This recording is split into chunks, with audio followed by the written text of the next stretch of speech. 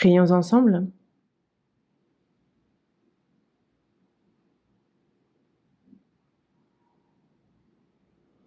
Dieu notre Père, toi qui nous aimes, toi qui es miséricordieux.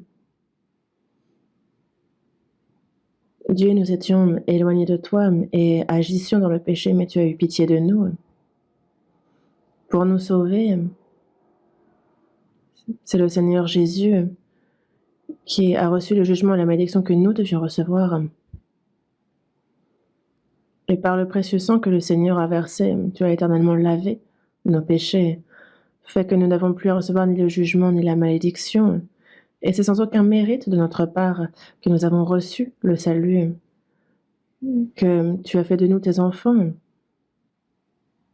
que tu nous as donné l'espérance glorieuse de pouvoir entrer dans ton royaume éternel. Pour cette grande grâce, nous te remercions. À cette heure, Seigneur, nous qui avons reçu la rédemption éternelle par le précieux sang du Seigneur versé pour nous, sommes réunis pour louer cet amour, cette grande grâce, pour apprendre ta parole. Et nous te remercions de la communion que tu nous permets d'avoir au sein de ce troupeau de sauvés. Nous croyons à ce que tu es encore parmi nous aujourd'hui et tes regards sur chacun d'entre nous, et que par ta main puissante et miséricordieuse, nous soyons toujours soutenus. Nous sommes encore bien trop faibles et imparfaits. Nous ne savons pas comment il nous convient d'agir et nous suivons la pensée de notre chair encore trop souvent. Nous agissons selon elle. Dirige-nous par ta parole, par ta main puissante. Soutiens-nous toujours plus et perfectionne-nous. Que le reste de notre vie soit vécu sans être honteux en tant que tes enfants, que nous soyons dignes et que nous puissions vivre seulement pour ta gloire. Nous te demandons de nous guider. Tes églises dans toute la Corée, dans le monde entier, c'est au milieu des difficultés que les frères et sœurs gardent leur foi. À chacun d'eux, protège-les, que personne ne manque de rien.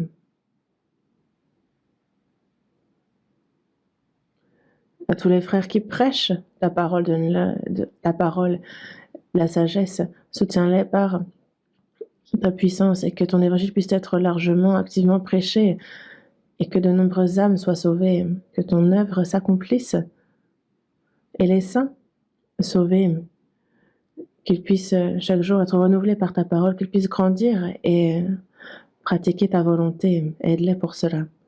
À ceux qui sont malades, rétablis-les promptement, que le reste de leur vie puisse être vécu pour ta volonté, pour ta gloire, que cette occasion leur soit accordée. En ton temps, tu nous donnes la parole dont nous avons besoin, tu nous enseignes la voie qu'il nous convient de suivre. À cette heure encore, Seigneur, il y a ta volonté sainte, comment il nous convient d'agir, que ce que tu veux nous révéler aujourd'hui encore, aide-nous à le connaître. Nous avons prié au nom de notre Seigneur Jésus-Christ. Amen. Ouvrons tous ensemble la Bible à l'Épître aux Éphésiens chapitre 2. Éphésiens chapitre 2. Verset 8.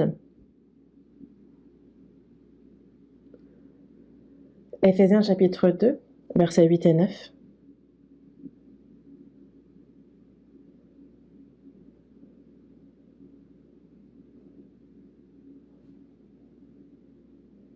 C'est par la grâce que vous êtes sauvés, par le moyen de la foi. Et cela ne vient pas de vous, c'est le don de Dieu. Ce n'est point par les œuvres, afin que personne ne se glorifie.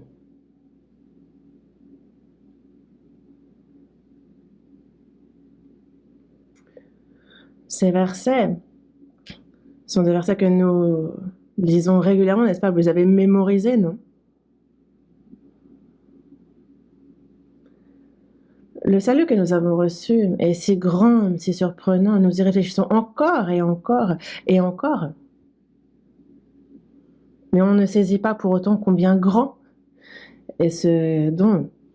Dans Hébreux chapitre 2, verset 3, on parle d'un si grand salut. si grand, un si grand salut. En regardant le passage précédent, on peut saisir un peu cette grandeur. La semaine dernière, en Corée, il y a eu un séminaire biblique dans 37 églises. Et c'est dans 80 pays dans le monde entier, soit 906 églises, et certainement bien plus désormais,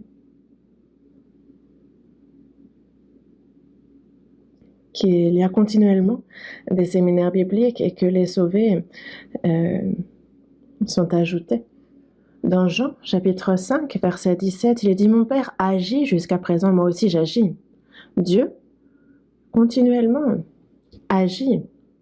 Le Père, Dieu agit. Le Créateur des cieux, de la terre, il a créé les cieux, la terre en 6 jours. Mais on voit dans Genèse chapitre 3 que l'homme a péché, et par le péché qu'il a commis, désormais il y a cette œuvre pour redonner vie à cette âme qui était morte, l'œuvre du salut. Parce qu'on a l'homme qui était fait à l'image de Dieu. Il n'a pas été fait pour vivre 70 ans sur cette terre et mourir. Non, il y a une vie qui lui a été donnée. Il y a la vie éternelle qui est préparée pour lui, pour qu'il devienne enfant de Dieu et pour qu'il puisse vivre éternellement avec Dieu dans les cieux. C'est la raison pour laquelle il a été créé. Et le but de la création, afin de rétablir ce but-là, il a accompli l'œuvre du salut et il a lancé cette œuvre.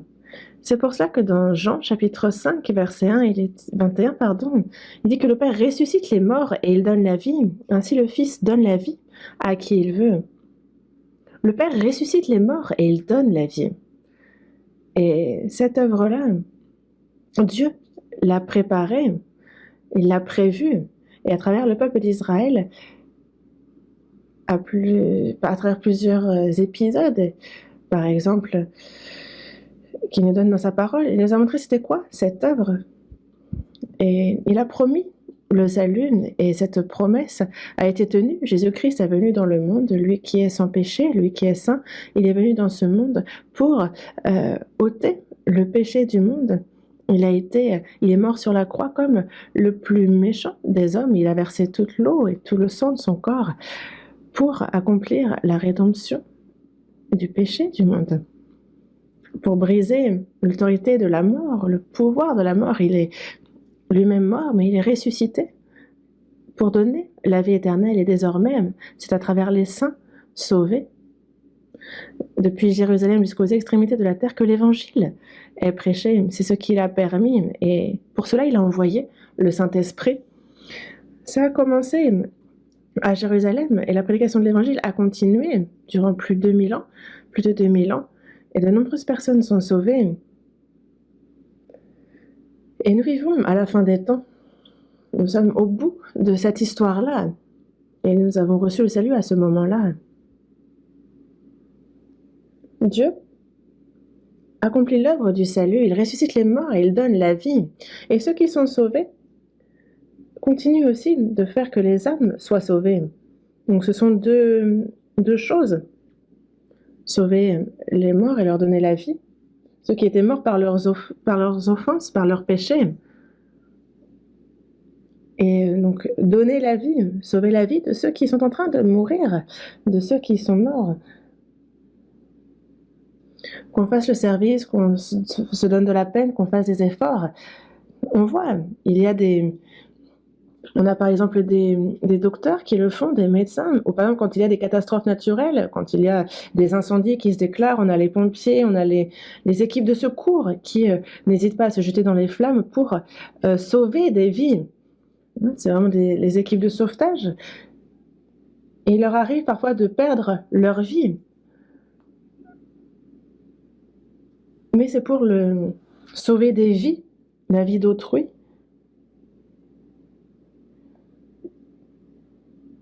Qu'ils n'hésitent pas eux-mêmes jusqu'à abandonner leur propre vie. Et il y a beaucoup de personnes comme ça, parce que la vie d'une personne est bien plus précieuse que les cieux, la terre. Il y a beaucoup de choses que l'on peut faire sur cette terre, mais parmi toutes ces choses, sauver les morts est ce que Dieu considère comme de plus remarquable. Il y a 2 jours de cela, je regardais la télévision et durant la Seconde Guerre mondiale,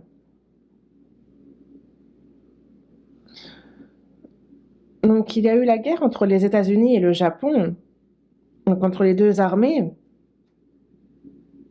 et c'était une bataille vraiment ardente et acharnée. Et j'ai vu donc un film concernant cette période, et de nombreuses personnes sont mortes. Mais il y avait donc un médecin militaire américain qui ne savait même pas utiliser une arme, qui ne savait pas tirer. Et donc il était un peu méprisé, négligé dans l'armée, mais lors de la guerre, lui, il y avait donc l'adversaire. Il y a ceux qui sont blessés, n'est-ce pas? Il y a ceux qui courent à la mort, alors soit ils se retrouvent sans bras, sans jambes, et qui se déversent de leur sang. En fait, ceux qui courent à la mort, eux, lui justement s'occupait de les sauver. Et donc c'est une personne qui a sauvé la vie de 70 autres personnes. C'est pas rien. Évidemment que lui-même, il a évité la mort à plusieurs reprises, il risque sa propre vie. Mais c'est pour ses camarades, c'est pour ses compagnons d'armes, ceux qui courent à la mort, qu'il donne sa propre vie pour les sauver. Il n'a pas épargné sa propre vie, il a surpassé sa peur. Alors qu'il voit les bombes qui explosent, alors qu'il voit justement les obus qui sont lancés, on en voit qui fuient, on en voit qui courent partout.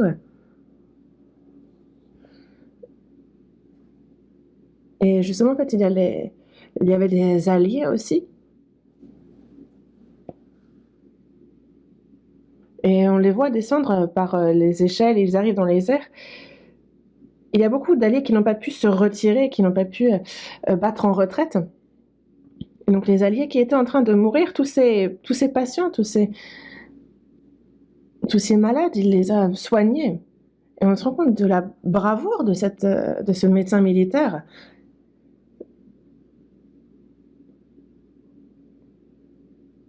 Et justement, en fait, en général, il lit les malades pour qu'ils puissent être transportés par hélicoptère. Il sauve une vie, on le voit. Prier Dieu. Il le prie de sauver, ne serait-ce même qu'une seule autre personne. Et il sauve une autre personne et il prie à nouveau. Et donc ça se répète. Il demande dans sa prière à chaque fois au moins de pouvoir sauver une autre personne. Et alors, c'est 75 personnes qui ont frôlé la mort qu'il a sauvées.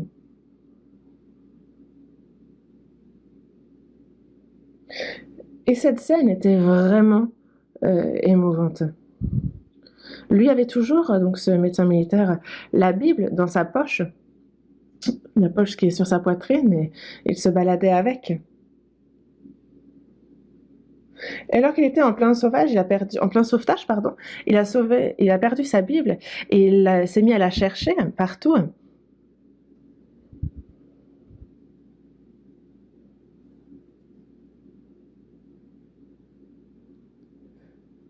Et on voit un autre soldat qui, lui, se lance dans le combat pour retrouver cette Bible et qui la lui ramène.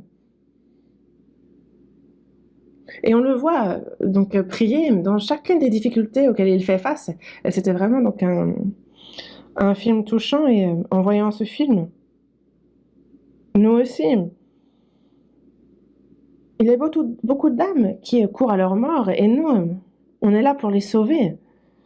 On ne peut pas les laisser parce que sinon elles meurent. On a besoin de, justement de ces sauveteurs. Il y a tellement d'endroits où aller.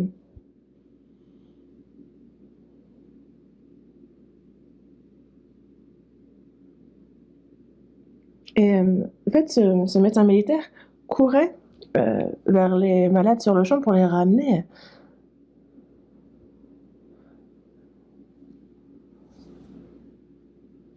Et justement, en fait, ce médecin a survécu. Il a vécu jusqu'à 90 ans et il a ensuite décédé. Et c'est ce qu'on voit à la fin du film, dans la dernière scène. Nous, ce que nous devons faire dans ce monde, c'est important, donc ces dizaines d'années que l'on passe dans la chair sur cette terre, mais c'est surtout au-delà de sauver des corps, de sauver les humains, c'est le salut de leur âme. Et c'est cette œuvre, c'est ce que fait le Père. Il n'y a pas de plus grande œuvre que celle-ci. Un si grand salut que nous avons reçu, et en même temps, il n'y a pas de plus grande œuvre que de justement faire que tous reçoivent ce salut. Mais ceux qui ont reçu le salut,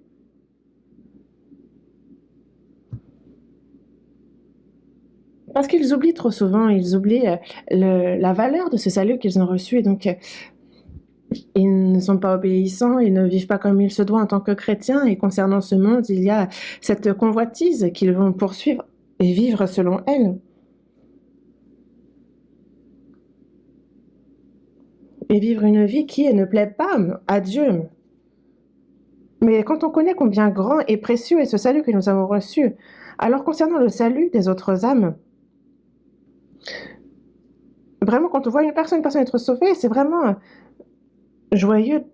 Quand il y a une personne qui a reçu le salut, après on le prie de nous accorder une autre personne pour qu'elle soit sauvée aussi, et ça, jusqu'à ce qu'on meure. C'est ce qu'il faut que nous fassions jusqu'à notre propre mort.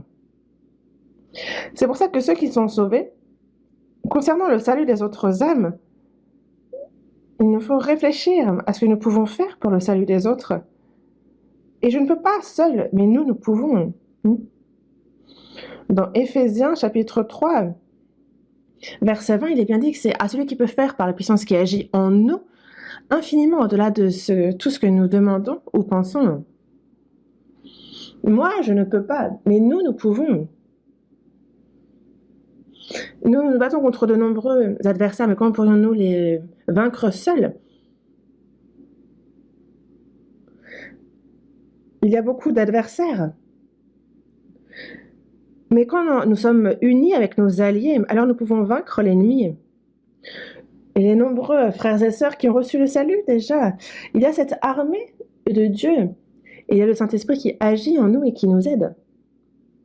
Quand on regarde l'histoire d'Israël, le peuple d'Israël, lorsqu'il se bat contre l'ennemi, Dieu a bien dit qu'il combattra pour eux. Il a bien dit, un seul d'entre vous en poursuivait 1000, et l'Éternel, votre Dieu, combattait pour vous comme il vous l'a dit.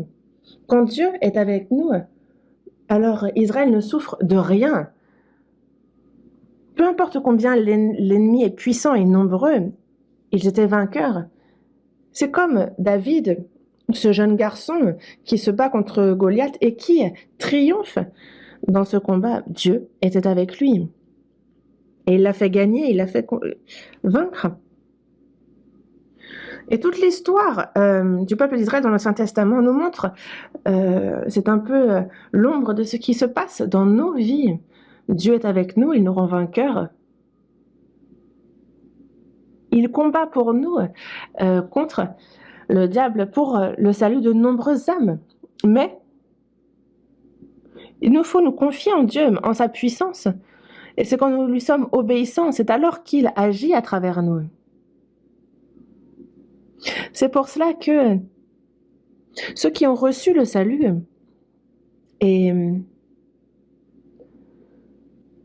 ceux qui grandissent comme il se doit en tant qu'enfants de Dieu, qui vivent comme il se doit devant Dieu, sont utilisés. C'est pour ça que à la guerre, au combat, il y a les soldats qui sont blessés. Il y a ceux à qui on doit couper des jambes, on doit vraiment certains perdent les yeux, perdent des membres. Mais un médecin qui sauve 70 personnes, waouh. Et ensuite,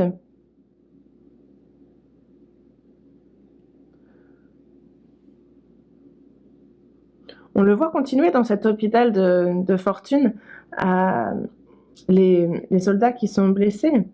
Et nous aussi, c'est deux choses. Il y a le salut des âmes qui sont mortes. Et aussi, une fois les âmes sauvées, après, il y en a pour qui les blessures sont vraiment profondes. Dans Luc chapitre 10, on a donc un juif qui rencontre des bandits et qui est laissé comme à demi-mort. Et il y a le bon samaritain qui passe, qui a pitié de lui, et il le fait donc monter sur sa monture. Il le confie à l'hôte. Et ce bon samaritain, donc, désigne Jésus-Christ. Il a sauvé la vie de ce juif qui a rencontré les bandits.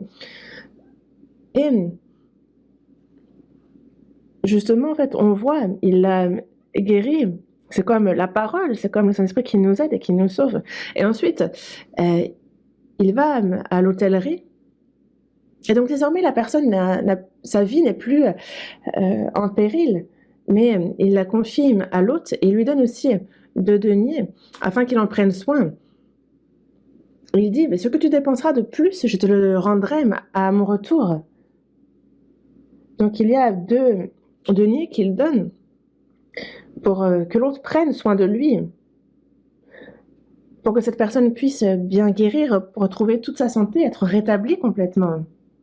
Jésus, celui qui nous a sauvés, est parti et revient.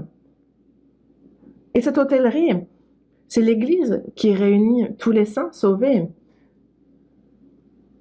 L'hôte, c'est le Saint-Esprit.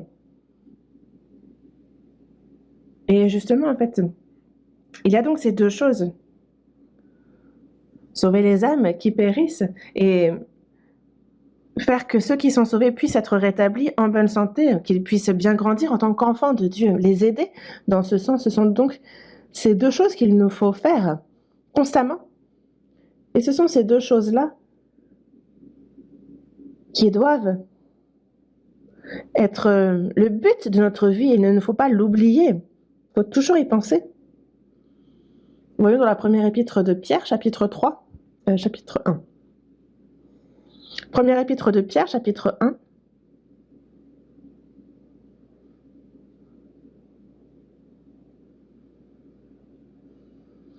Verset 8.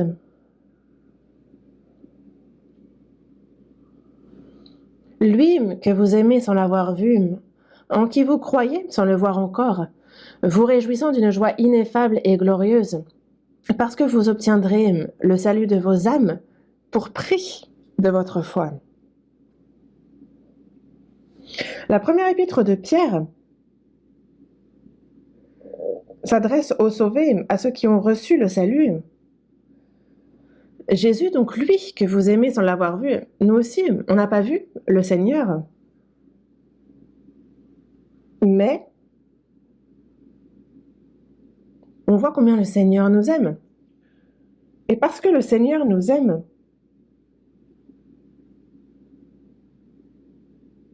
même si nous ne l'avons pas encore vu, nous croyons en lui, nous le voyons à travers la parole, nous comprenons l'amour, sa volonté à travers la parole. Et dans la première épître de Jean, chapitre 4, verset 19, il nous est bien dit, pour nous, nous l'aimons, parce qu'il nous a aimés le premier. Oui, Jésus m'aime, la Bible me le dit. La Bible a des paroles importantes. Il y a tant de choses que Dieu nous dit dans sa parole. Il nous dit qu'il nous aime. Même une personne pleine de péché, il a de la pitié pour elle, il l'aime. Et c'est pour cela que lui que vous aimez sans l'avoir vu, en qui vous croyez sans le voir encore, vous réjouissant d'une joie ineffable et glorieuse parce que vous obtiendrez le salut de vos âmes pour prix de votre foi. Une personne sauvée, il y a une joie ineffable et glorieuse dont on ne peut pas parler. Ineffable, en fait, on ne peut pas exprimer, on manque de mots. Inexprimable, ineffable. Comment est-ce que ce grand et surprenant salut que nous avons reçu, comment est-ce que nous pourrions l'expliquer? Impossible. Quand on regarde les cantiques, Et il est dit, on pourrait prendre l'océan pour encre et le ciel pour parchemin, pour parler et écrire l'amour de Dieu. Mais ça ne suffirait pas. Imaginez la taille du pinceau qu'il faudrait pour parler de l'amour de Dieu. On ne peut pas, justement, écrire tout l'amour de Dieu, même si le ciel est le parchemin et l'océan l'encre. C'est vrai, les mots de ce monde ne permettent pas d'exprimer l'amour de Dieu. En qui vous croyez sans le voir encore, vous réjouissant d'une joie ineffable et glorieuse. La joie, c'est la joie, mais c'est ineffable, c'est inexprimable, c'est glorieux, éternel. Des fois, nous recevons des saluts et des cadeaux, et ça nous réjouit. Ou on mange de bonnes choses, ça nous réjouit, on prend un café et ça nous apporte la joie, on se dit « Ah, je suis heureux ». On s'exprime ainsi et c'est agréable. Moi aussi, quand je mange quelque chose de bon, je me dis « Ah là là, j'envie même pas le président ». Mais ce sont des choses passagères, ce sont des plaisirs de la chair momentanés. Le temps passe et ça s'éteint. Mais ceux qui ont reçu le salut, quand on pense à la grâce qu'on a reçue, c'est une joie ineffable et glorieuse. C'est ineffable et glorieux. C'est une joie indescriptible. Vous réjouissons d'une joie ineffable et glorieuse. Dans Ésaïe chapitre 61, verset 10, il dit « Je me réjouirai en l'Éternel, mon âme sera ravie d'allégresse en mon Dieu, car il m'a revêtu des vêtements du salut, il m'a couvert du manteau de la délivrance. Mon âme sera ravie d'allégresse en mon Dieu. J'ai été lavé de ce péché pestilentiel et il m'a revêtu des vêtements du salut. Moi qui étais pécheur, il m'a reçu. Et donc il y a cette joie ineffable et glorieuse, n'est-ce pas? Vous vous en réjouissez, non? Vraiment? Dans la première épître aux Thessaloniciens, chapitre 5, verset 16, il est bien dit « Soyez toujours joyeux. » Toujours joyeux. Dans Philippiens, chapitre 4, verset 4, alors que l'apôtre Paul est à Rome, emprisonné, ne sachant pas quand il va mourir, il dit « Réjouissez-vous toujours dans le Seigneur ». Je le répète, réjouissez-vous. Alors que lui va mourir, qu'il est emprisonné, il est en train de consoler ceux qui sont à l'extérieur, qui vivent une vie normale. Il dit « Réjouissez-vous toujours dans le Seigneur ». Je le répète, réjouissez-vous. L'apôtre Paul évangélisait et a été arrêté. Il a été frappé. On lui a mis les fers aux pieds et on l'a emprisonné dans une cellule souterraine profonde. Mais il s'est réjoui. Dans Jacques chapitre 5, il dit « Quelqu'un est-il dans la joie qu'il chante des cantiques ?» Quand est-ce qu'on chante des cantiques? Quand on est dans la joie. Quand on est dans la joie et qu'on ne sait même plus comment s'exprimer. C'est mon âme qui se réjouit. Parce que moi aussi, quand je pense au salut de mon âme, je ne sais plus quoi faire, j'ai mon corps qui bouge, qui danse.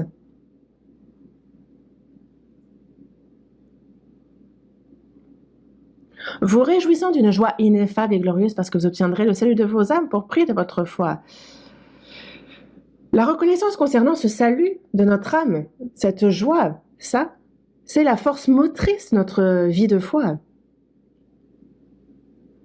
Mais si cette foi, si cette joie s'éteint, c'est un peu comme une voiture qui ne peut plus avancer parce qu'elle n'a plus d'essence. Elle n'en a plus la force et nous non plus. Dans notre cœur, il y a cette reconnaissance, cette joie concernant le salut et qui doit toujours brûler. Que l'on soit pauvre, que l'on soit méprisé par les autres. On peut avoir l'air misérable. On peut être malade physiquement, on peut être proche de la mort. Mais on a reçu le salut et on vit notre vie de foi.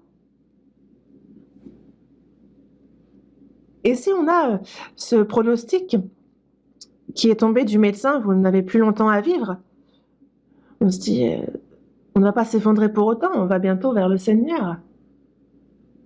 C'était à l'hôpital de Hassan, en fait, ça s'est passé là-bas. Et il y avait un frère qui soudainement est tombé malade. Le médecin disait, il ne vous reste que quelques jours. Et c'est le diagnostic qui a été donné.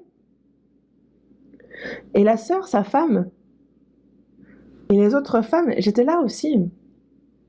Mais lui qui devait mourir plusieurs jours après, les jours ont passé. Et lui, il devait mourir dans quelques jours, mais il était assis sur son lit d'hôpital, il était le visage rayonnant. Ne craignant pas un seul instant la mort, n'étant pas triste une seule seconde. Mais il pensait juste à son Benjamin, à son cadet qui n'avait pas encore reçu le salut. Il disait, si seulement il peut être sauvé avant que je parte. Il est pareil, donc c'est sa seule inquiétude. Mais 3 jours après, il est parti. Est-ce que le chrétien a peur de la mort? Est-ce que quelqu'un de sauvé craint la mort? C'était arrivé il y a longtemps, certes, mais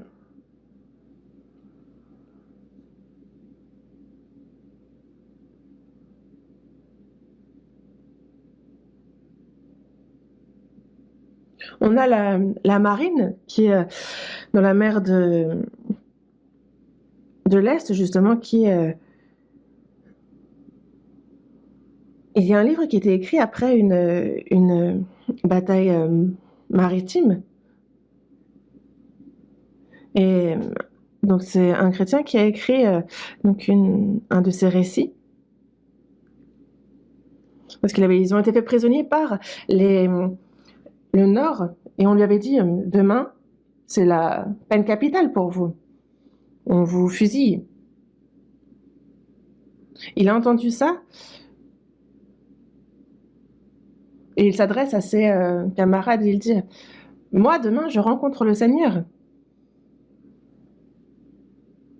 Et les autres se sont dit, mais qu'est-ce que tu racontes? Il dit, si, demain, je rencontre le Seigneur, parce que si je meurs,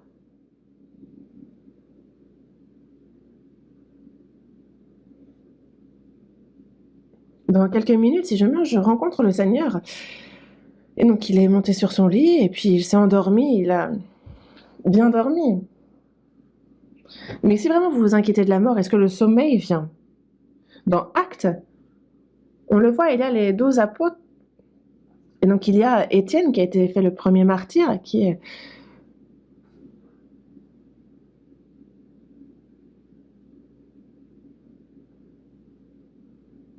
Il y a Hérode aussi qui a coupé la tête à Jacques, et ça a réjoui les Juifs. Ensuite, c'est Pierre qui a été attrapé.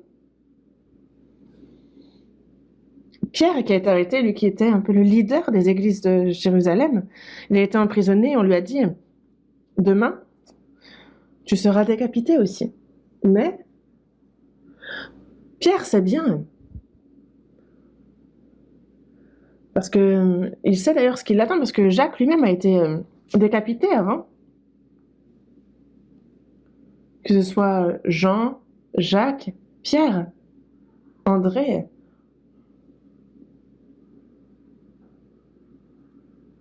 Jacques est le premier à avoir été fait martyr parmi les 12. Et Pierre le savait bien. Ah, et demain je meurs moi aussi. C'est ce qu'il s'est dit. Mais il s'est endormi profondément.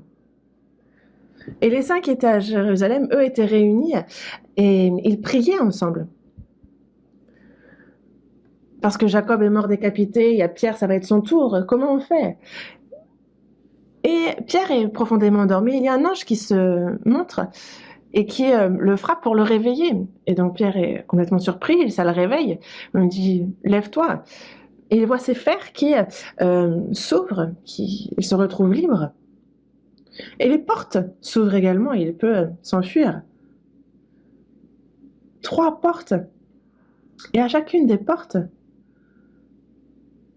les gardes qui sont censés s'occuper de ces portes sont endormis profondément. Donc, personne ne se rend compte de rien. Les portes s'ouvrent les unes après les autres.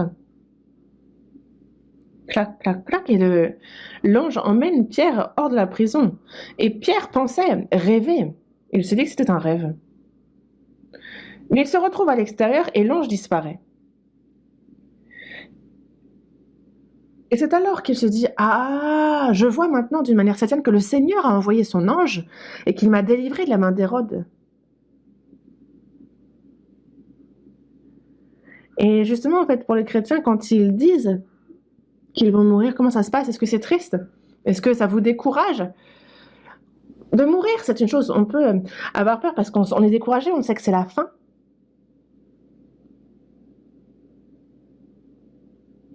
Il y a beaucoup de choses qu'on a envie de faire à l'avenir. L'argent que j'ai gagné, j'aimerais le dépenser. On pense à notre famille. Quand on pense à tout ça, on a peur de la mort, oui. Mais les chrétiens, en fait, on se dit, c'est là, tout ce que je pouvais faire, ça s'arrête là. Et ensuite, Dieu se charge de la suite. Dans le psaume 116, on voit qu'elle a du prix aux yeux de l'Éternel la mort de ceux qui l'aiment. Donc elle a du prix aux yeux de l'Éternel notre mort. Pourquoi? Parce que vient le jour donc où Dieu donne ce qu'il veut donner. Tous ces trésors qu'il a mis de côté pour ses enfants, tout cet héritage. Le Père veut le donner le plus rapidement à son Fils. Nous, depuis le jour de notre salut, il y a le nouveau ciel et la nouvelle terre qu'il a réservé pour nous. Et c'est pour ça que, aux yeux de l'Éternel, notre mort a du prix. Dans Apocalypse, chapitre 14, il dit « Heureux dès à présent les morts qui meurent dans le Seigneur. » Oui, dit l'Esprit, afin qu'ils se reposent leurs travaux, car leurs œuvres les suivent. Ceux qui meurent dans le Seigneur, ceux qui meurent pour le Seigneur, heureux, ces morts-là. Et le Saint-Esprit approuve, il dit oui, oui, dit l'Esprit, oui, afin qu'ils se reposent leurs travaux, car leurs œuvres les suivent. Nous, on souffre, on se donne de la peine dans notre vie, mais après notre salut, désormais, nous vivons pour le Seigneur, nous travaillons pour lui. Et enfin, donc on peut se reposer et nos œuvres nous suivent. Nous serons glorifiés, nous serons récompensés et complimentés selon comment nous avons vécu.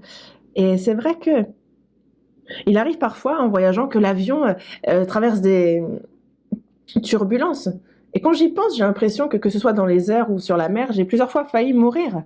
En voiture aussi, plusieurs fois par accident ou sur les bateaux aussi. J'ai cru mourir vraiment un jour. Un tout petit bateau. Tout d'un coup, il y a une vague qui se lève. Et le bateau, il tangue, il monte, il descend. Et tout le monde mais c'était le chaos sur le bateau, tout le monde criait. Mais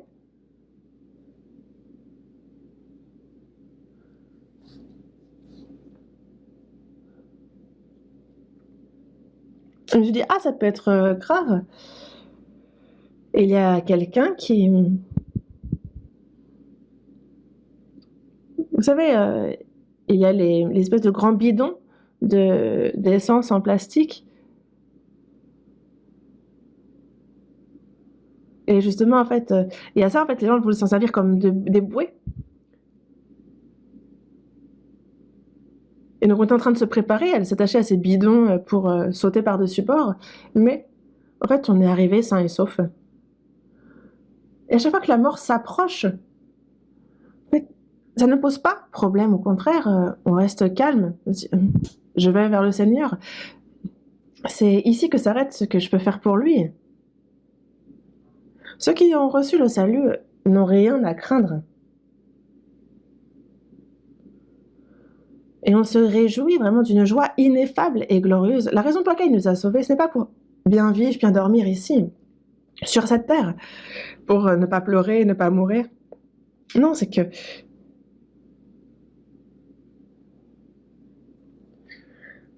justement, en fait, dans les cieux, il n'y a ni pleurs, ni deuil, il n'y a pas de dictature, il n'y a pas...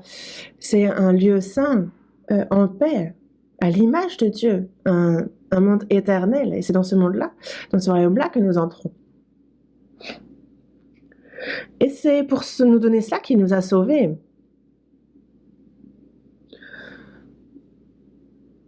Et c'est pour ça qu'on peut se réjouir d'une joie ineffable et glorieuse. Et ça, il ne faut pas oublier cette joie. Ne pas se la laisser prendre par autre chose. Il ne faut pas chercher une autre joie ailleurs. Ceux qui ont reçu le salut, si comme les gens de ce monde veulent vivre dans le luxe, bien manger, bien vivre, et si ce sont les choses qu'ils envient, alors c'est vraiment quelque chose que Dieu déteste. Cette personne fait de la peine. Parce que ceux qui ne sont pas sauvés, ce sont comme des cochons qu'on engraisse pour le jour du festin afin de les dévorer.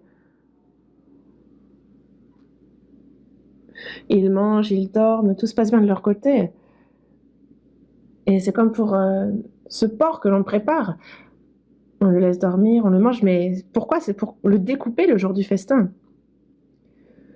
Je m'excuse pour ceux qui vivent bien et mangent bien dans ce monde et qui ne sont pas sauvés, mais ce sont des porcs que l'on engraisse pour le festin. Parce que, justement, ils passent leur jour dans le bonheur, ils réussissent, mais c'est pour tomber ensuite dans le séjour des morts. Et il y a justement, on le voit dans Luc aussi, celui qui vit le riche qui vit dans une bonne maison, qui se réjouit chaque jour, qui mange des festins chaque jour.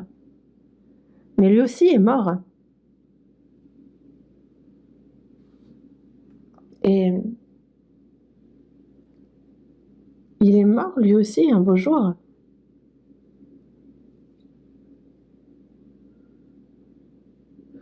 Et certainement qu'on lui a fait une cérémonie funéraire en grande pompe avec un monument funéraire super grand. Mais lui, son âme termine en enfer et il souffre. En fait, les hommes ne pensent pas à la suite. Nous connaissons la suite et c'est pour ça. Nous savons ce qui attend chacun. Désormais, concernant le salut que nous avons reçu, il faut qu'on y réfléchisse encore.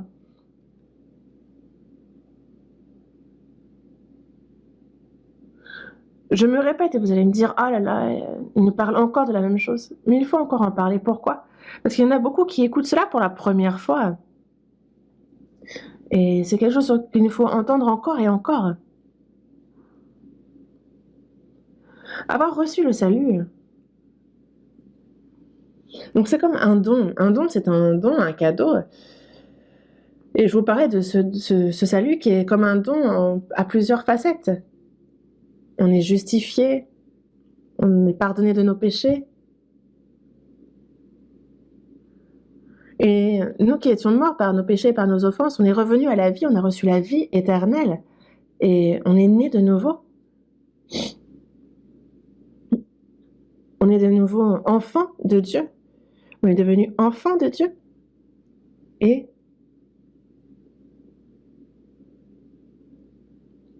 on est héritier de Dieu. On a reçu le Saint-Esprit.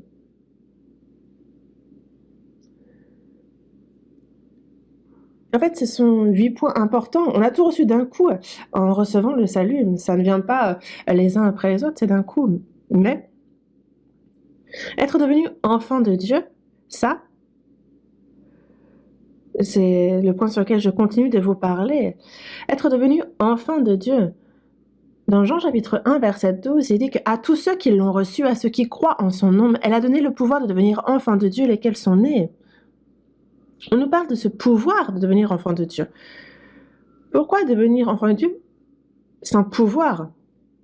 Si on est justement fils du roi, on est prince, c'est un privilège, une gloire, un honneur. Être enfant de Dieu, c'est un privilège incommensurable. C'est vraiment un privilège, un honneur.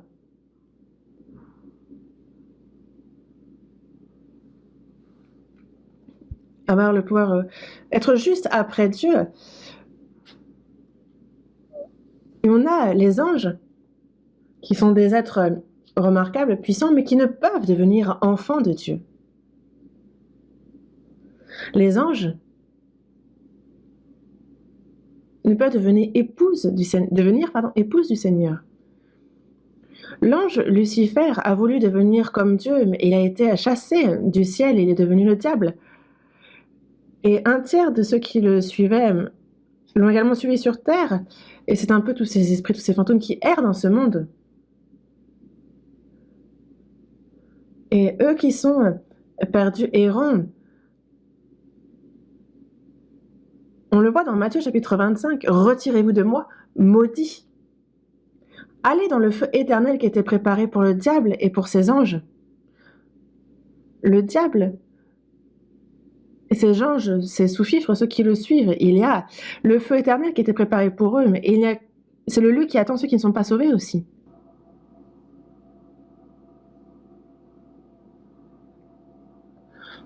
Les anges, s'ils se condamnent une fois, c'est terminé pour eux. Qu'ils se repentent, il n'y a pas de ça pour eux. Être pardonné, être sauvé, il n'y a pas de ça pour eux. Pourquoi ? Parce qu'un serviteur, lorsqu'il fait une erreur, il est chassé. Mais le fils, lui, même si on le chasse, on l'accueille de nouveau, à tout moment.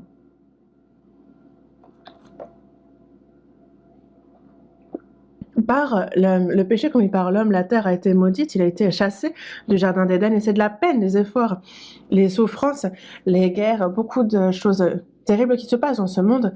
Mais ce n'est pas pour autant que Dieu a abandonné l'homme. Dieu a tant aimé le monde qu'il a donné son Fils unique afin que quiconque croit en lui ne périsse point, mais qu'il ait la vie éternelle. Il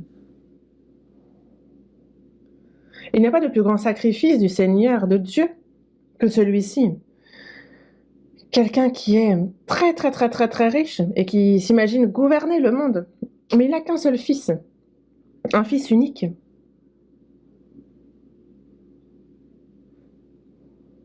Toute sa fortune, est-ce qu'elle est plus précieuse que son fils unique ?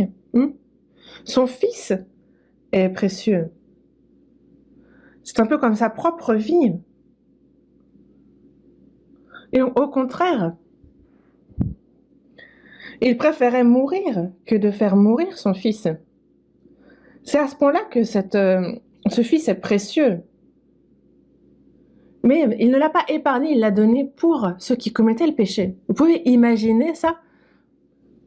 Dieu a fait ça pour tous les gens de la terre, pour vous, pour moi. Pour moi. Même si vous aviez été seul sur terre, même si moi j'avais été seul sur cette terre, Jésus serait venu sur terre pour mourir sur la croix pour mes péchés.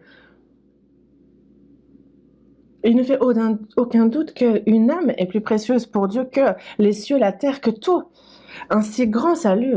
Mais il y a ceux qui négligent ce si grand salut. Comment échapper alors au jugement de Dieu ? Dans la première épître de Jean, chapitre 3, verset 1, il est dit « Voyez, quel amour le Père nous a témoigné pour que nous soyons appelés enfants de Dieu, et nous le sommes. » Nous le sommes. Vous voyez quel amour le Père nous a témoigné, combien grand est cet amour qu'il nous a manifesté, combien il est grand, combien il est surprenant cet amour. Il nous appelle ses enfants, nous qui étions ses ennemis, nous qui étions pécheurs, qui étions des vers, des vermisseaux. Mais il nous a sauvés, il nous a lavés, sanctifiés, purifiés. Il a fait de nous ses enfants. Pourquoi ? Parce qu'il nous aime. Il n'y a rien d'autre. Comment expliquer ça ? Il dit nous aimer.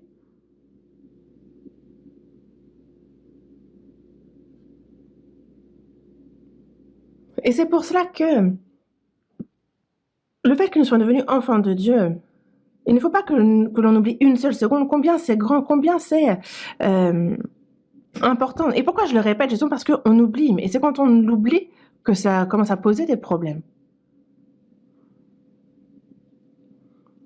Hébreux, chapitre 1, avant Jacques, donc Hébreux, chapitre 1.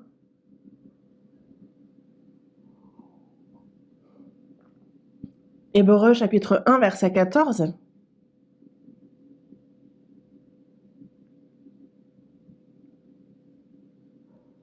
On lit ensemble. Ne sont-ils pas tous des esprits au service de Dieu, envoyés pour exercer un ministère en faveur de ceux qui doivent hériter du salut? On parle ici tous des esprits, donc de tous les anges. Tous les anges, ils sont très nombreux. Ils sont des myriades, des milliers de milliers, des légions, ils sont vraiment très nombreux. Et donc tous ces esprits sont au service de Dieu. Ils ont été envoyés. Et il y a ceux qui sont au service, donc les serviteurs, ils sont là pour servir. Envoyés pour exercer un ministère en faveur de ceux qui doivent hériter du salut. Donc c'est vis-à-vis de ceux qui sont sauvés, donc les héritiers qui héritent du salut, du royaume aussi. Ils sont là pour les servir. Ils ont été envoyés pour servir les saints, les sauver. Et c'est pour ça qu'il dit, gardez-vous de mépriser un seul de ces petits, car je vous dis que leurs anges dans les cieux voient continuellement la face de mon Père qui est dans les cieux. Et donc, à chacun des sauvés, il donne un ange gardien. Vous le saviez? Pierre, justement, devait mourir et a été emprisonné. Et comme je vous le disais tout à l'heure, en fait, il y a donc les saints qui se sont réunis dans la chambre haute de Marc. Et donc, ils étaient, c'est là aussi où ils étaient 120 à s'être réunis, et où la mère de Jean. Donc, je pense qu'elle était vraiment riche. En tout cas, il y avait une chambre haute qui peut accueillir 120 personnes. Je pense que c'était grand, donc il devait être riche. Mais Pierre a frappé. Il a la servante qui vient dire, qui est-ce? Il dit, c'est moi, c'est Pierre. Et c'est bien la voix de Pierre. Et donc, ils ont été complètement surpris. Ils n'ont pas ouvert. Et elle retourne à l'intérieur et dit, ah, c'est l'apôtre Pierre qui est là, c'est l'apôtre Pierre. Il dit, ben non, il est emprisonné, il va mourir demain. Il priait et pourtant ne croyait pas. Non, non, c'est bien la voix de Pierre. Et c'est pour ça qu'eux se sont dit, ah, ça doit être son ange. Ça doit être l'ange de Pierre. Et il n'a pas cessé de frapper à la porte. C'est alors qu'ils ont ouvert et que Pierre est entré et qu'ils ont pu confirmer que c'était bien Pierre. Mais savez-vous qu'on a... Tous les sauvés ont un ange gardien. Vous aviez déjà vu cette peinture peut-être? Il y a dans la montagne une source, il y a de l'eau qui jaillit. Et il y a un pont. Et on voit ce pont de bois ancien qui est justement... C'est en fait un arbre qui est très vieux et qui sert un peu de pont pour traverser la rivière. Mais il y a un enfant qui très prudemment avance sur ce tronc. Et en fait, il y a finalement, c'est l'ange qui protège cet enfant pour qu'il traverse sans problème. Et c'est une très belle peinture en fait. On voit cet ange. J'aimerais d'ailleurs me la procurer, parce que je n'ai fait que la voir.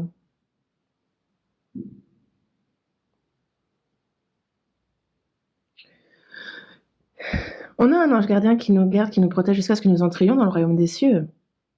Donc de quoi est-ce qu'on s'inquiète?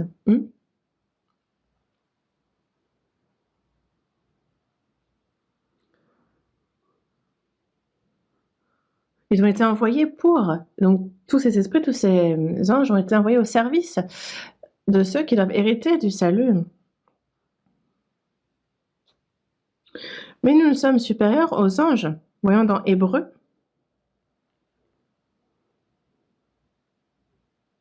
Hébreux,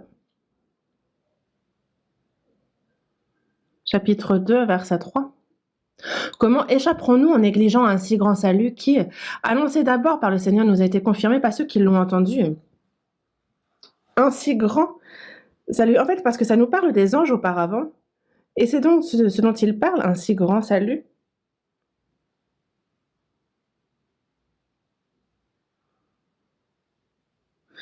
Dans le temps, le peuple d'Israël, certains servaient les anges comme des idoles, en fait, mais c'est parce qu'ils ne savent pas la nature des anges.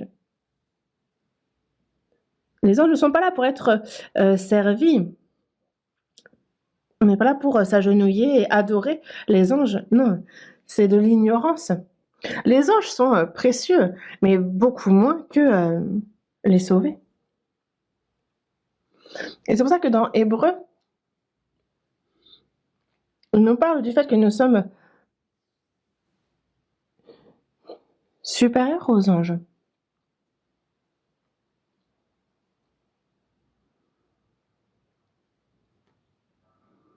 Hébreu, chapitre 2. Hébreu, chapitre 2, verset 5. Chapitre 2, à partir du verset 6. Hébreu, chapitre 2, verset 6. Or, quelqu'un a rendu quelque part ce témoignage. Qu'est-ce que l'homme pour que tu te souviennes de lui? Ou le Fils de l'homme pour que tu prennes soin de lui?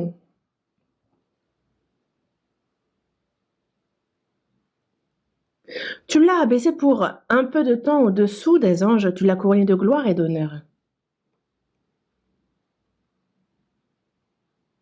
Ici,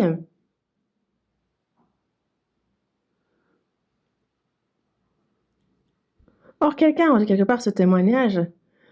Job a dit la même chose et David aussi. Job, dans Job, chapitre 7, verset 17, il dit « Qu'est-ce que l'homme pour que tu en fasses tant de cas, pour que tu daignes prendre garde à lui ?» Job l'a dit aussi « Qu'est-ce que l'homme pour que tu en fasses tant de cas ?» Dans le psaume 8, verset 5 aussi. « Mais Dieu, qu'est-ce que l'homme pour que tu te souviennes de lui ? Et le Fils de l'homme pour que tu prennes garde à lui. »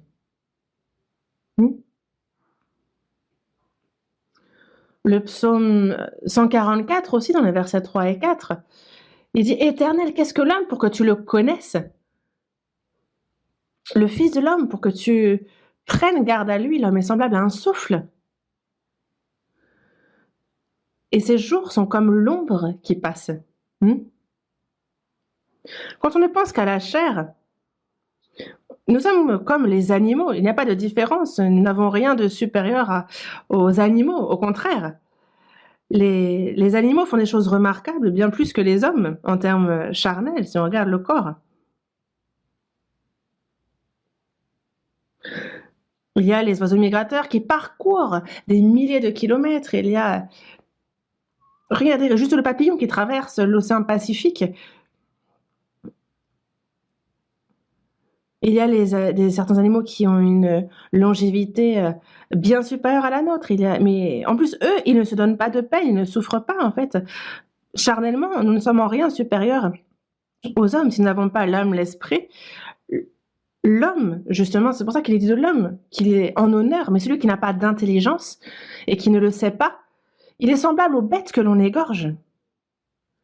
Et donc, qu'est-ce que l'homme pour que tu t'intéresses à lui, pour que tu le connaisses, pour que tu te souviennes de lui? Qu'est-ce que l'homme pour que tu aies jusqu'à sacrifier ton fils unique pour le salut de l'homme? Qu'est-ce que l'homme? Qu'est-ce que je suis? La réponse est dans la Bible. Il nous dit pourquoi il fait les choses ainsi. Hébreux chapitre 2, verset 9. Mais celui qui a été abaissé pour un peu de temps au-dessous des anges, Jésus, nous le voyons couronné de gloire et d'honneur à cause de la mort qu'il a soufferte, afin que, par la grâce de Dieu, il souffrit la mort pour tous. Il convenait, en effet, que celui pour qui et par qui sont toutes choses, et qui voulait conduire à la gloire beaucoup de fils, il éleva à la perfection par les souffrances le prince de leur salut.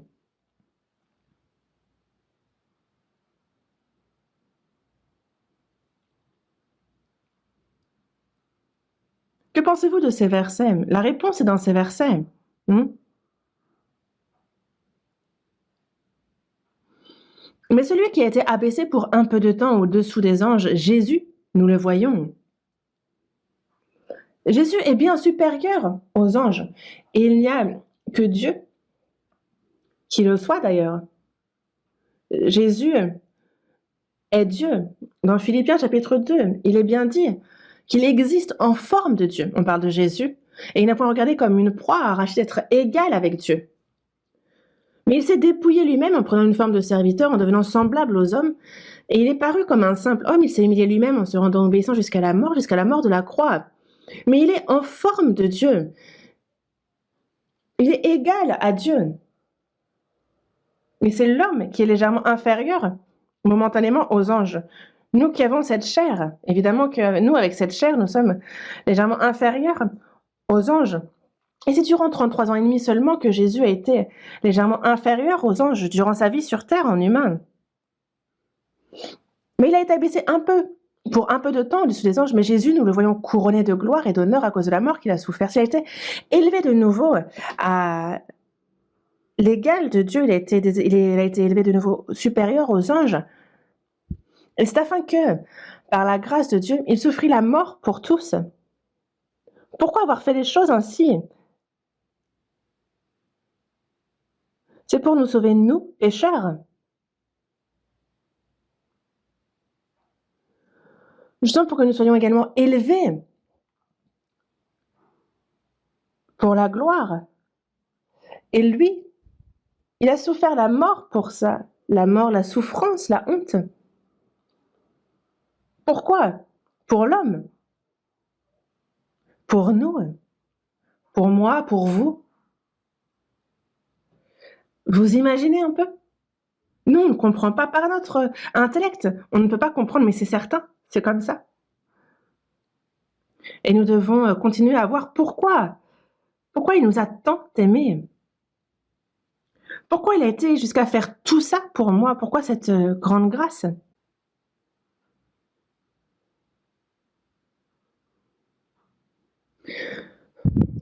Donc, lui, justement, qui a créé toute chose, lui, pour qui et par qui sont toutes choses, il a voulu conduire à la gloire beaucoup de fils. Par sa parole, il a créé les cieux, la terre, tout l'univers, et il le dirige. Et donc ce Dieu, par qui et pour qui sont toutes choses, il y a quelque chose qu'il voulait ardemment faire.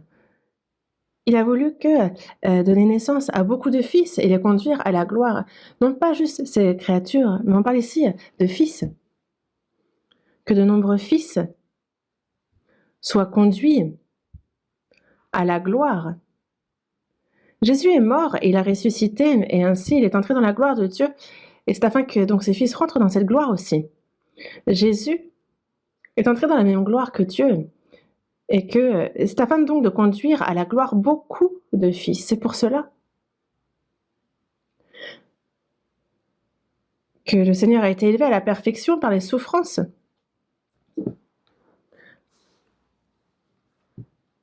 Par sa souffrance, par sa mort, beaucoup de fils sont nés. Beaucoup de fils sont nés afin qu'ils entrent dans la gloire de Dieu. Quel est le but de notre salut? Jésus est mort, il a ressuscité, il est entré dans la gloire de Dieu, dans les honneurs. Et c'est afin de donner cette gloire-là que nous avons été sauvés. Vous voyez? Mais je dis ça, il y en a pourtant qui dorment quand même. Oh, qu'est-ce qu'il s'est dit? Qu'est-ce qu'il s'est dit?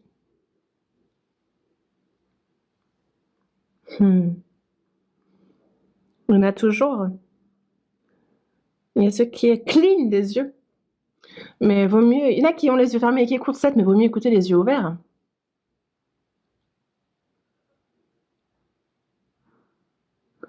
Et c'est surprenant au point que, à chaque fois que moi je vois la Bible,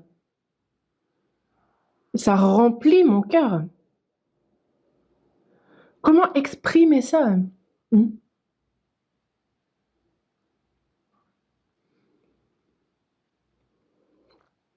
C'est pour ça que nous avons reçu ce grand salut, nous sommes devenus enfants de Dieu. Et désormais, une fois que nous entrions dans sa gloire, nous, dans peu de temps, nous entrerons dans sa gloire. Jésus aussi a été légèrement inférieur aux anges pendant un peu de temps, mais une fois que cette période est passée, il est entré dans la gloire, et nous aussi. C'est momentané sur cette terre, c'est vraiment pour pas longtemps. Et ensuite, quand le Seigneur revient, nous entrerons dans sa gloire aussi. Et ça, il ne faut pas l'oublier une seule seconde.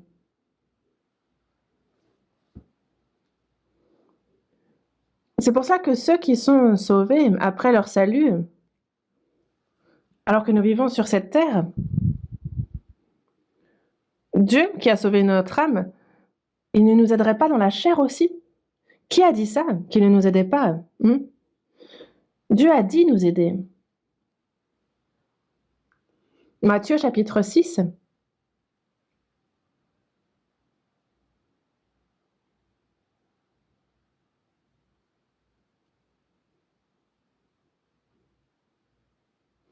Matthieu chapitre 6, verset 26. Matthieu chapitre 6, verset 26. Regardez les oiseaux du ciel. Ils ne sèment ni ne moissonnent et ils n'amassent rien dans des greniers. Et votre Père céleste les nourrit. Ne valez-vous pas beaucoup plus qu'eux?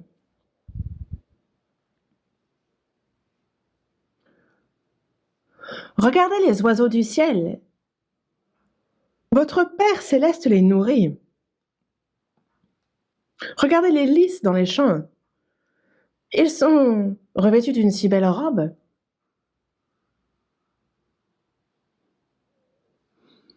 Tout ce que Dieu crée, il s'en occupe, il élève même une herbe, même une fleur, même un oiseau, tous.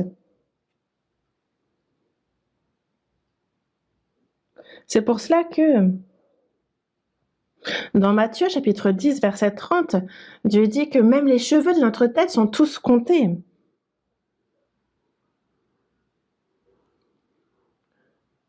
Même les cheveux de votre tête sont tous comptés. Ne vend-on pas 2 passereaux pour 1 sou? Cependant, il n'en tombe pas un à terre sans la volonté de votre Père. 1 sou, c'est quoi? C'est la plus petite unité de monnaie, non? 1 sou, allez, 1 centime. 1 centime.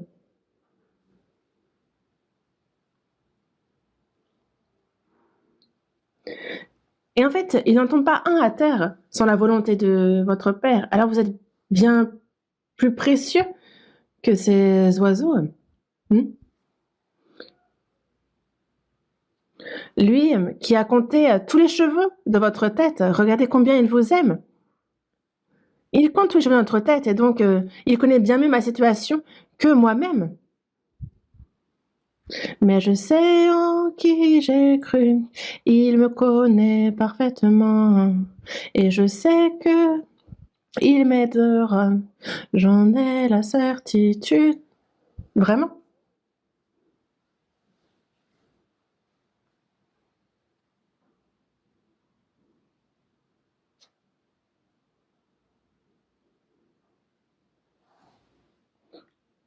Dans le chapitre 6, verset 10 dit: Si Dieu revêt ainsi l'herbe des champs qui existe aujourd'hui et qui demain sera jetée au four, ne vous vêtira-t-il pas à plus forte raison, gens de peu de foi?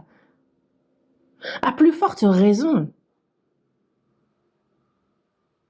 Est-ce qu'il ne va pas justement à plus forte raison vous donner bien plus d'autres grâces? Verset 32, car toutes ces choses, ce sont les païens qui les recherchent. Votre Père céleste sait que vous en avez besoin. Que manger, que boire, de quoi se revêtir? Ça, ce sont les païens, ce sont les orphelins qui s'en occupent, qui s'en préoccupent, pardon. Un enfant dont les parents a tout ce dont il a besoin, de quoi est-ce qu'il s'inquiète? Il suffit de faire ce que les parents disent. Si les parents disent étudie, d'étudier, s'il dit de ne pas faire ci, de ne pas le faire, c'est de faire ce que les parents disent. Alors c'est être un gentil enfant. Le reste, c'est le Père qui s'en occupe. Nous, le Dieu, le créateur des cieux, de la terre, lui qui est au contrôle de tout, il est notre Père.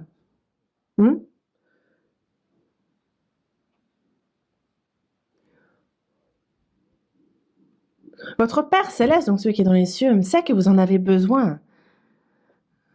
Our Father in heaven, mon Père dans les cieux. Et si on y réfléchit, il a créé les cieux, l'univers, il est notre Père. Votre Père céleste sait que vous en avez besoin. Et il nous faut croire en cette parole aussi. Si on croit qu'il nous a sauvés, pourquoi ne pas croire qu'il connaît tous mes soucis, toutes mes inquiétudes et qu'il va nous aider? Pourquoi ne pas croire en cela? Pourquoi chercher à ne pas croire en cela?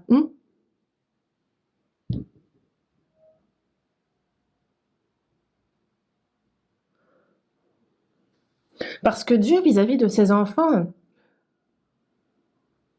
c'est ensemble dans la chair et en esprit qu'il les protège et qu'il les aide. Non pas seulement notre âme. Il y a de nombreux versets dans la Bible qui nous le disent. Dimanche dernier, on voyait dans Hébreux, chapitre 13, déjà de ne pas se livrer à l'amour de l'argent, mais plutôt de se contenter de ce qu'on a. Parce que Dieu dit lui-même, je ne te délaisserai point, je ne t'abandonnerai point. C'est donc avec assurance que nous pouvons dire, le Seigneur est mon aide, je ne craindrai rien. Que peut me faire un homme? Ne pas aimer l'argent, mais se contenter de ce qu'on a, que l'on ait beaucoup ou pas beaucoup, se satisfaire de ce que Dieu donne.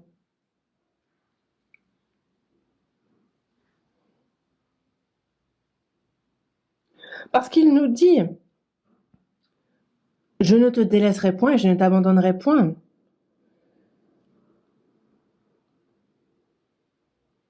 Il connaît toute ma situation, justement. Il est mon aide, je ne crains rien. Est-ce que Dieu ment? Il nous aide. Et la Bible contient énormément de versets comme celui-ci. Mais le salut de notre âme, nous l'avons reçu d'un coup par la foi en sa grâce. Et c'est un salut si grand. C'est un don de Dieu. Nous l'avons reçu d'un coup. Et c'est comme même le plus précieux des cadeaux, quand on nous le donne, on dit merci et c'est devenu à moi. Il m'appartient. Mais après avoir reçu le salut, au quotidien, dans notre vie, il y a toutes ces bénédictions, toutes ces récompenses que Dieu nous donne. Et ça, c'est quand on croit en sa parole et qu'on obéit à cette parole. Le salut, c'est par l'amour, par la grâce qu'on le reçoit. Mais pour ce qui est des promesses, ensuite, après le salut, et dans notre vie, toutes les bénédictions qu'il nous promet, toutes les récompenses, ça, c'est selon comment nous agissons. Donc, il faut pratiquer. Ça aussi, il faut le savoir. Dans le psaume 23, il est dit « L'Éternel est mon berger ». Et ensuite, « Je ne manquerai de rien ». Dieu, l'Éternel est mon berger. Des fois, il nous prend dans les bras pour nous aider à traverser la rivière. Des fois, il nous fait reposer dans de verts pâturages. Parfois, il nous dirige près des eaux paisibles. Parfois, justement, on marche dans la vallée de l'ombre de la mort, mais je ne crains aucun mal. Parce qu'il est mon berger. Je ne manquerai de rien. Nous ne manquerons de rien, il nous comble de tout. Il nous en rend riches, nous rend pauvres. Et si nous sommes pauvres, il y a une raison pour laquelle je dois être pauvre. Il suffit de dire merci. Parce qu'il y a beaucoup de choses qu'on n'apprend pas si on est toujours dans l'abondance, si on est toujours dans la facilité. C'est dans la difficulté qu'on apprend à se contenter de Dieu, à se confier en lui.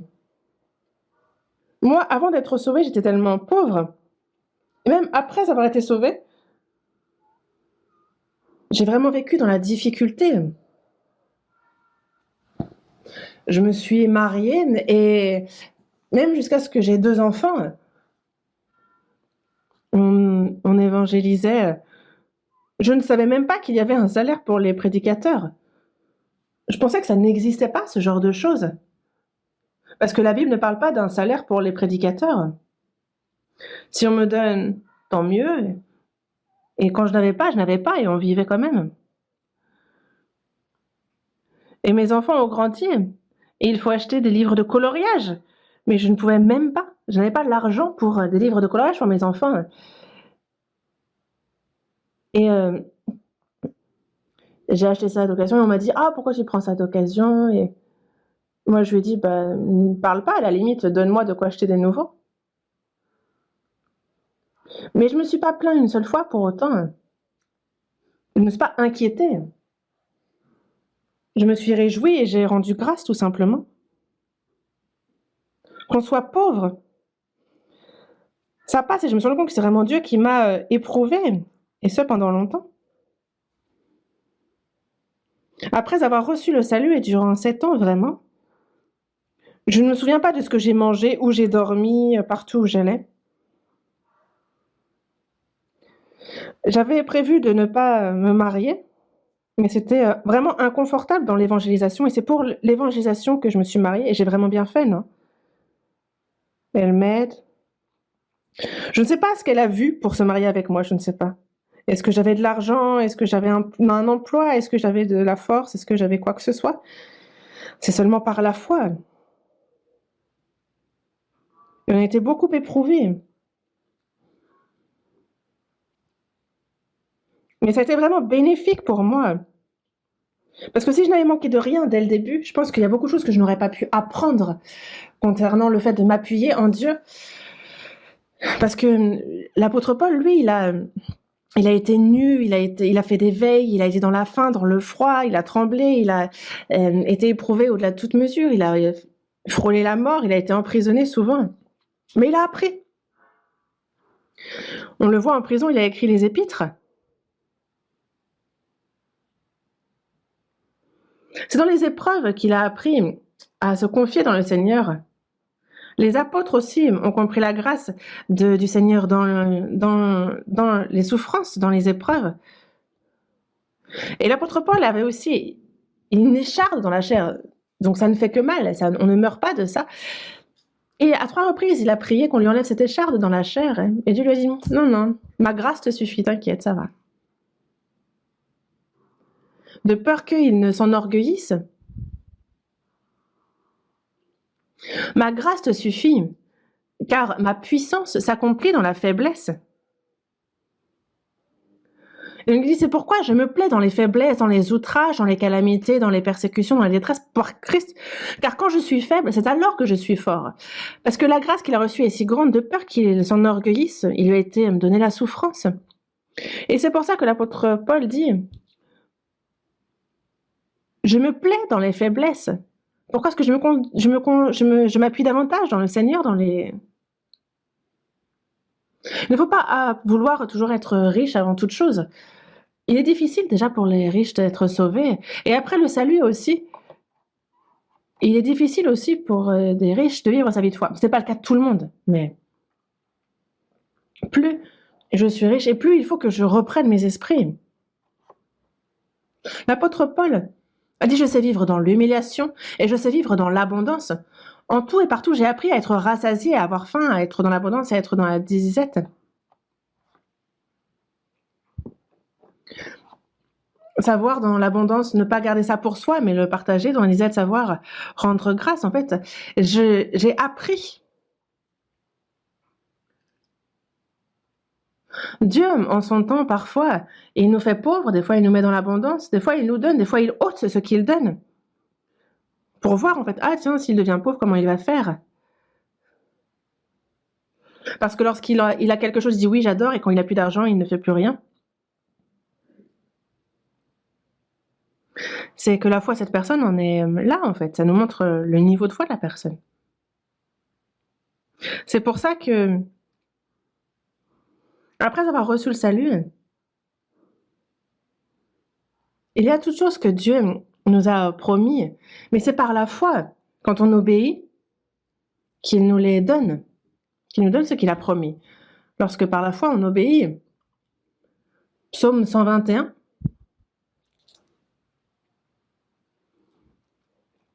Psaume 121, versets 1 et 2. Ancien Testament, Psaume, chapitre 121, Psaume 121, versets 1 et 2. « Je lève mes yeux vers les montagnes. D'où me viendra le secours ? Le secours me vient de l'Éternel, qui a fait les cieux et la terre. Je lève mes yeux vers les montagnes. D'où me viendra le secours ?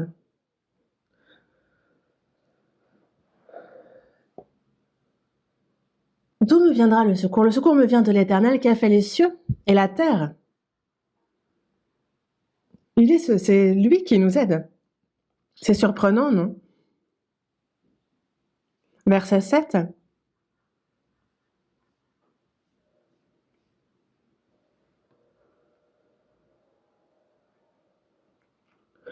L'Éternel te gardera de tout mal, il gardera ton âme.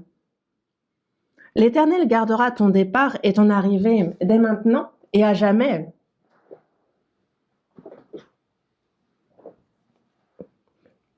Le psaume 121, donc à travers ces courts versets, Dieu répète à cette reprise qu'il nous garde. L'Éternel continue de nous dire qu'il nous garde. C'est pour cela que dans le verset 4, « Voici, il ne sommeille ni ne dort, celui qui garde Israël. » Dans le verset 7, « L'Éternel te gardera de tout mal, il gardera ton âme. » L'Éternel gardera ton départ et ton arrivée, dès maintenant et à jamais. Durant notre vie sur terre, jusqu'à ce qu'on entre dans son royaume, il nous garde éternellement, dès maintenant et à jamais. Le Seigneur est celui qui nous garde. Il nous garde, donc de quoi est-ce que vous vous inquiétez ? Ne vous inquiétez pas. L'inquiétude, c'est de l'incrédulité. Si on croit en la parole, pourquoi s'inquiéter ? Est-ce que vous pensez qu'il va vous abandonner ? Non. Dans Jean chapitre 17, verset 12, juste avant que Jésus ne meure, il prie. Et il dit, justement, en fait, de les garder. Lorsque j'étais avec eux dans le monde, je les gardais en ton nom. J'ai gardé ce que tu m'as donné. Et aucun d'eux ne s'est perdu. Jésus aussi les a gardés en son nom, au nom de Dieu. Et aucun d'eux ne s'est perdu. Sinon le fils de perdition, Judas Iscario, il les a tous gardés. Et encore maintenant, il est celui qui nous garde. Ésaïe, chapitre 41. Chapitre 41.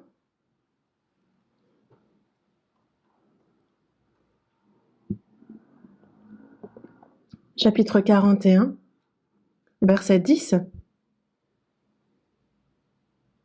Ésaïe, chapitre 41, verset 10, on lit ensemble. « Ne crains rien, car je suis avec toi. Ne promène pas des regards inquiets, car je suis ton Dieu. Je te fortifie, je viens à ton secours, je te soutiens de ma droite triomphante. »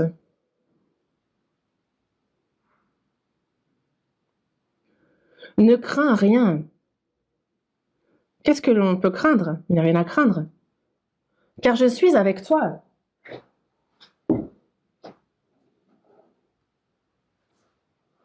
Dieu est avec nous, alors que craindre ? Et il nous dit être avec nous jusqu'à la fin, comme dans Matthieu chapitre 28, verset 20. « Et voici, je suis avec toi tous les jours jusqu'à la fin du monde. » Ceux qui ont reçu le salut, Dieu est avec eux jusqu'à la fin du monde. Je suis avec toi, ne promène pas des regards inquiets, car je suis ton Dieu. Il est mon Père, il est mon Dieu. Quoi qu'il arrive, il n'y a pas besoin d'être inquiet. Est-ce qu'on a peur que la guerre éclate ?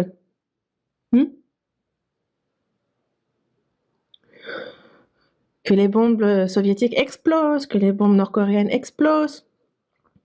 La couronne d'épines révèle le parfum de Jésus. Il n'a pas besoin d'être inquiet parce que on ne craint pas les myriades de peuples qui nous assiègent de toutes parts. On ne craint pas ça.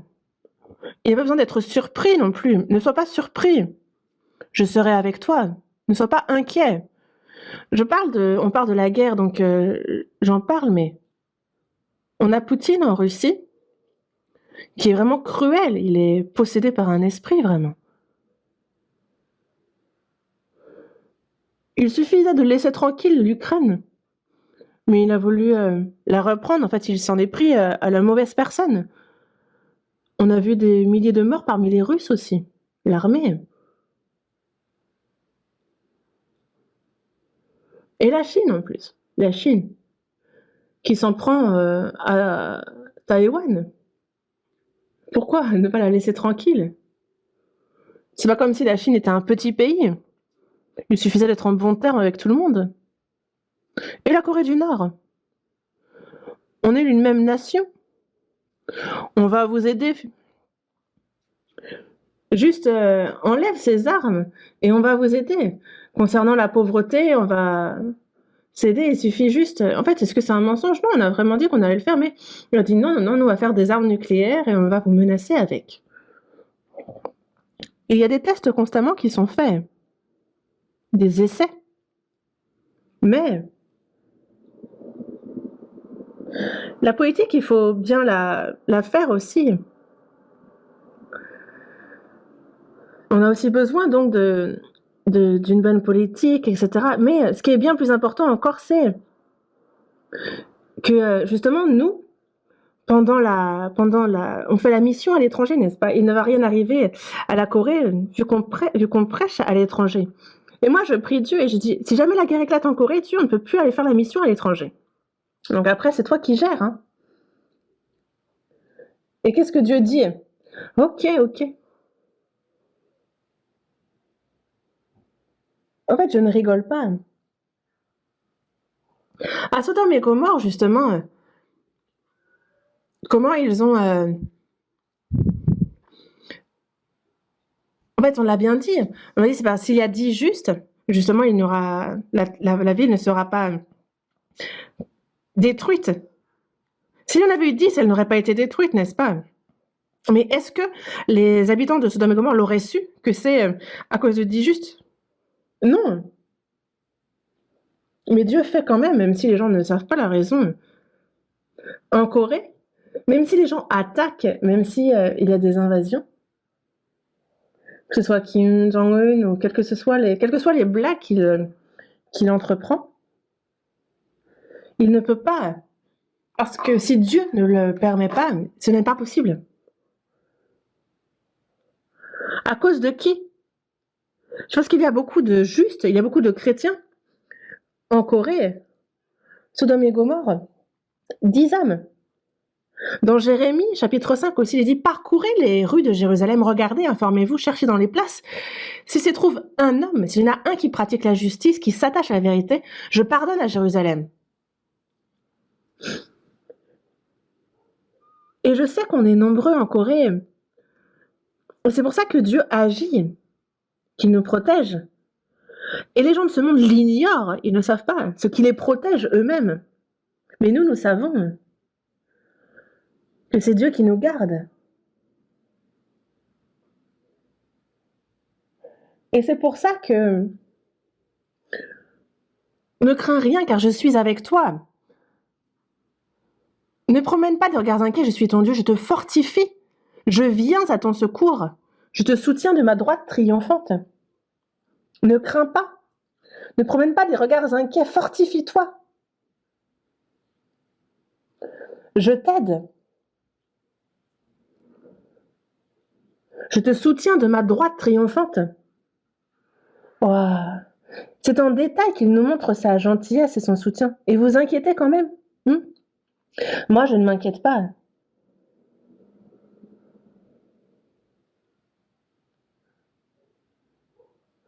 Je devrais vous en parler encore un peu plus longtemps, mais c'est vrai qu'il y a un programme intéressant qui nous attend et donc vous êtes nombreux à être impatients. Je continuerai la prochaine fois, prions. Dieu notre Père, toi qui es miséricordieux,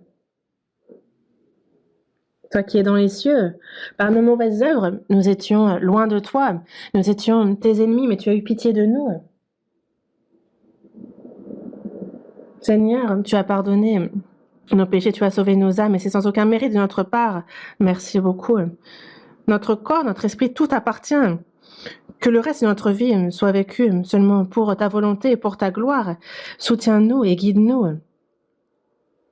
Et jusqu'à ce que nous entrions dans le royaume de Dieu, guide-nous, utilise-nous, nous croyons en cette grâce qui va nous guider. Et qu'aucun de nous, Seigneur, ne s'égare de ton troupeau. Nous avons prié en le Seigneur Jésus.